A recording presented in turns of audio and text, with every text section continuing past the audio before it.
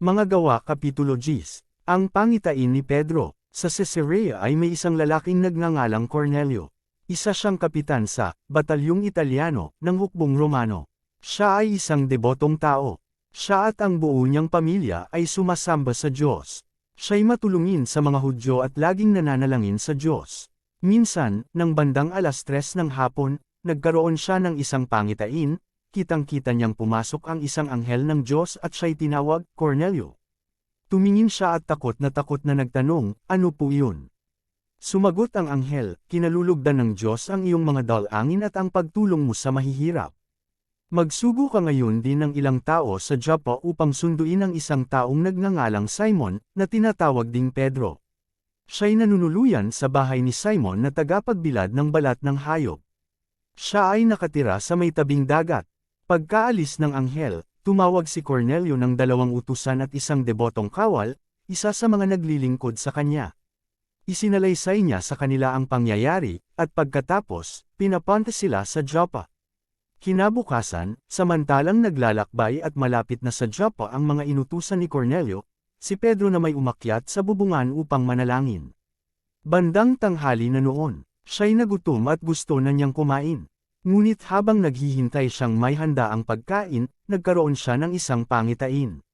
Nabuksan ang langit at nakita niyang ibinabab sa lupa ang isang parang malaking kumot na nakabitin sa 4 na sulok. Naroon sa kumot ang lahat ng uri ng hayop, mga lumalakad, gumagapang, at lumilipad. Narinig niya ang isang tinig, Pedro, tumindig ka, magkatay ka at kumain. Ngunit sumagot si Pedro, hindi ko po magagawa iyan, Panginoon. Kailan may hindi ako kumain ng anumang marumi? Muli niyang narinig ang tinig, huwag mong ituring na marumi ang nilinis na ng Diyos. 3 ulit na nangyari ito, at pagkatapos ay kaagad na iniakyat sa langit ang kumot na iyon.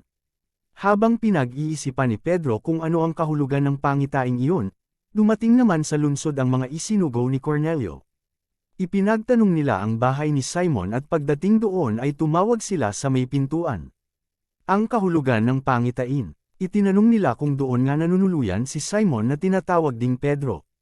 Pinag-iisipan pa ni Pedro ang kahulugan ng pangitain nang sabihin sa kanya ng Espiritu, tingnan mo, may 3 lalaking naghahanap sa iyo sa ibaba. Bumabkat huwag mag-atubiling sumama sa kanila dahil ako ang nagsugo sa kanila. Nanaog nga si Pedro at sinabi sa mga tao, ako ang hinahanap ninyo. Ano ang maipaglilingkod ko sa inyo? Sumagot ang mga lalaki, kami pinapunta dito ni Kapitan Cornelio. Siya'y isang mabuting tao, may takot sa Diyos, at iginagalang ng mga Hudyo. Sinabi sa kanya ng isang anghel na ipasundo kayo at pakinggan ang sasabihin ninyo. Pinatuloy sila ni Pedro at doon pinatulog ng gabing iyon. Kinabukasan, siya'y sumama sa kanila, gayon din ang ilang kapatid na taga Joppa. Nang sumunod na araw, dumating sila sa Caesarea. Do'y naghihintay na sa kanila si Cornelio, pati ang mga kamag-anak at kaibigan na kanyang inanyayahan. Sinalubong ni Cornelio si Pedro, nagpatira pa sa harap nito at sinamba. Ngunit sinabi ni Pedro, tumayo kayo, ako'y tao ring tulad ninyo. Patuloy silang nag-uusap habang pumapasok sa bahay, at nakita ni Pedro na maraming taong natitipon doon. Sinabi niya, alam naman ninyo na bawal sa isang Hudyo ang makihalubilo o dumalaw sa isang hindi Hudyo. Subalit ipinakita sa akin ng Diyos na wala akong dapat ituring na marumi at di karapat-dapat pakitunguhan. Kaya't nang ipasundo ninyo ako, hindi ako nag-atubiling sumama. Nais kong malaman kung bakit ninyo ako ipinasundo. Sumagot si Cornelio, may 4 na araw na ngayon ang nakakalipas, bandang 3:00 din ng hapon, habang ako'y nananalangin dito. Sa aking bahay, biglang tumayo sa harap ko ang isang lalaking nakakasilaw ang kasuotan.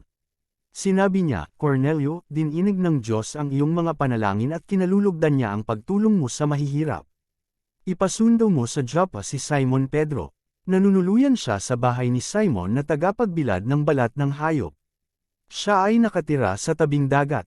Kaya't kaagad akong nagsugo sa inyo ng ilang tao, at salamat naman at kayo'y pumarito. Ngayon ay nagtitipon kami sa harap ng Diyos upang makinig sa anumang ipinapasabi ng Panginoon. Ang sermon ni Pedro, at nagsalita si Pedro, ngayon ko lubusang naunawaan na talagang walang itinatangi ang Diyos. Nalulugod siya sa sinumang may takot sa kanya at gumagawa ng matuwid, kahit taga saan mang bansa. Ibinigay ng Diyos ang kanyang salita sa mga Israelita. Ipinahayag niya sa kanila ang magandang balita ng kapayapaan sa pamamagitan ni Jesu Kristo, na siyang Panginoon ng lahat. Alam ninyo ang pangyayaring naganap sa buong lupain ng mga Hudyo, na nagsimula sa Galilea pagkatapos na ipangaral ni Juan ang mensahe tungkol sa bautismo.